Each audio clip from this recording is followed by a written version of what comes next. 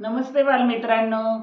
आज तुमच्या अलका आजीची मैत्रीण मी सीमा आजी आज तुम्हाला मी गोष्ट सांगणार आहे फॉर चेंज. हो की नाही? तुमच्या शाळा सुरू झाल्यानंतर तुम्ही सगळे मित्र भेटता, गप्पा मारता, खेळता. तसंच तुमच्यातला एक मित्र होता बरं का. त्याचं नाव होतं अथर्व. आणि तो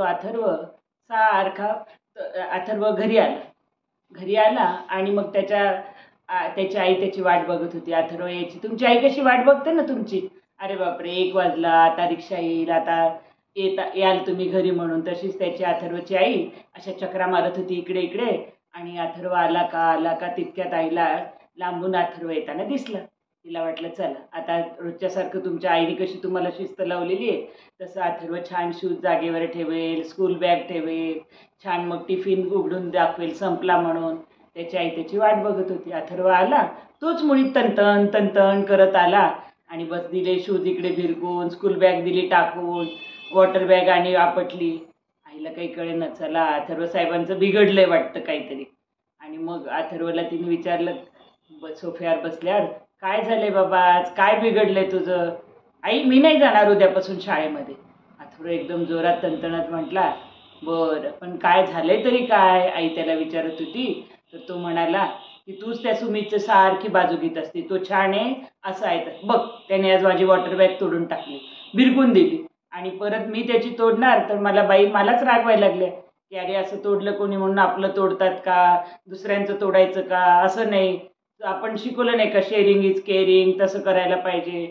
तर म्हणे मला सगळे रागवत राहतात, मला सगळ्यांचा खूप राग आलाय, मी आता सुमितशी बोलणार नाही, मला त्याचा राग आलाय, मला शाळेत जायचं नाही. आई म्हणाली ठीक आहे, असा राग करून चालत नसतो अथर्व. एकमेकांनी मित्र चुकून पडली असेल त्याच्याकडनं वॉटर बॅग. चल बरं चल जेवायला. जेवण झालं. थोड्या वेळाने अभ्यासाला बसल्यावर अभ्यास झाला. मग तिकडून आजीने आवाज दिला, अथर्व चला रामरक्षा शिकायची वेळ झाली आहे. म्हणायची ना माझ्याबरोबर, शिकायची ना तुला. ए आजी मला नाही यायचं ग तुझ्याबरोबर रामरक्षा शिकायला. सारखी मला रागवत असते, हा उच्चार नीट करत नाहीस, रचा उच्चार नीट करत नाहीस, पाठ करत नाहीस, मला तुझा खूप राग आलाय, मला नाही यायचं. आजीला वाटलं आज काय अथर्व बाबांचं चांगलंच बिघडलंय. मग थोड्या वेळाने परत चालू होतं आणि मग थोड्या वेळानंतर त्याची मैत्रीण आली बोलवायला.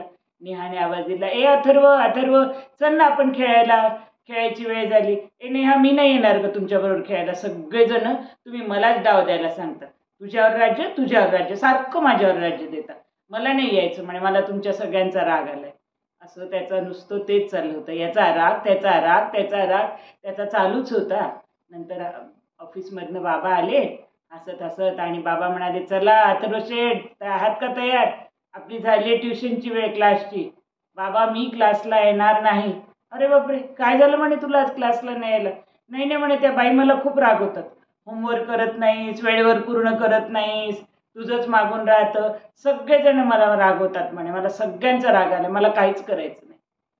मग रात्री अथर्वची आई बाबांना सांगत होती की आज अशात अथर्वचं हे वाढत चाललंय बरं का, सारखं याचा राग आला त्याचा राग आला, याला तंतन त्याला तंतन, त्याचा राग राग राग वाढतोच आहे. त्याचे बाबांना, तुम्हाला माहिती ना आता सगळेजण चाइल्ड सायकोलॉजी करतात, तसे चाइल्ड सायकोलॉजिस्ट होते बरं का ते, बालमानसशास्त्र यायचं त्यांना. आणि मग त्यांनी विचार केला, अरे आपण त्याला सरळ रागवून काही हा ऐकणार नाही, आपण एक युक्ती करूया. त्यांनी काय केलं, दुसऱ्या दिवशी ऑफिसमधून येताना त्याच्यासाठी त्याच्या आवडीचं छान आईस्क्रीम घेऊन आले. आले आले की त्यांनी आवाज दिला, अथर्व अथर्व चल मी तुझ्या आवडीचं आईस्क्रीम आणले. अथर्व बसला, बाबा किती छान तुम्ही आणले, हसला. बाबा त्याला म्हणाले, बघ आत्ता हसलं असतं किती छान वाटलं, असं हसलं पाहिजे. पण सांगू का, तुला एक सांगायचं होतं मला, तू अशात फार राग करतोस, सगळ्यांवर चिडचिड करतोस, प्रत्येकाला काहीतरी म्हणत राहतोस, उलटून बोलतो, असं चांगलं नसतं बेटा. नाही हो बाबा, अरे तुला कळत नाही बेटा, पण तू सारखं तुझं याच्याशी त्याच्याशी सारखं भिंचत असतं. तुला काय करू म्हणे आपण, मी हे कार्ड आणले, या कार्डवर तुम्ही ते हे करताना पिन लावताना तशा पिन लावायच्या म्हणे प्रत्येक वेळेला. असं कर, तुला राग आला की तू पिन लाव, राग आला 8 दिवस आपण काही विचार करायचा नाही, तू फक्त राग आला की तेवढं काम कर. आणि मग 8 दिवसानंतर अथर्वनी पण प्रामाणिकपणे बाबांनी सांगितलं तसं ते पिन लावायचं तो काम करत होता. म्हणजे आठवण आली की त्याला राग आला की तो करायचा. 8 दिवसानंतर बाबांनी बोलवलं, काढा म्हणे तुमचा पेपर. मग त्याने पेपर काढला आणि मग म्हणाले की आता मी तुला एक बाऊल देतोय ना, या बाऊलमध्ये तुझ्या सगळ्या पिना अशा काढून टाक म्हणाले. तो म्हणाला बरं. मग त्यांनी सगळ्या पिना काढल्या आणि मित्रांनो, बालमित्रांनो, कसा दिसत असेल रे तो पेपर सगळ्यांना? पाहिलं तर तो पेपर असा छान नुसता जाळीदार, जशी काही आपण ती चाळणीच केली. आणि मग त्यांनी पाहिला, अथर्वला दाखवला. बघ म्हणे, हा पेपर काय आहे, याच्यावरची छिद्र काय सांगतात. हे छिद्र म्हणजे काय माहिती का म्हणे? हे छिद्र म्हणजे तू प्रत्येक वेळेला जेव्हा राग आला आणि प्रत्येकाला बोललास, त्या रागाचं प्रत्येकाचं लोकांच्या सगळ्यांच्या हृदयाला पडलेले छिद्र आपण असं म्हणूया. म्हणजे तू इतका वेळेस इतक्या लोकांना दुखवतोस, तुला समजत नाही बेटा म्हणे. मग त्याला वाईट वाटलं. तो म्हणाला हो का बाबा, मला खरंच कळालं नाही हो. मला राग आलेला पण कळालं नाही, मी इतकं कोणाला दुखवतो. पण काय करू, मला राग येतो, मला वाईट वाटतं, मी कसं कमी करणार आहे? ते म्हणाले अरे सोपं असतं म्हणे, तुला काही फार मोठं व्हायचं नाही त्याच्यासाठी.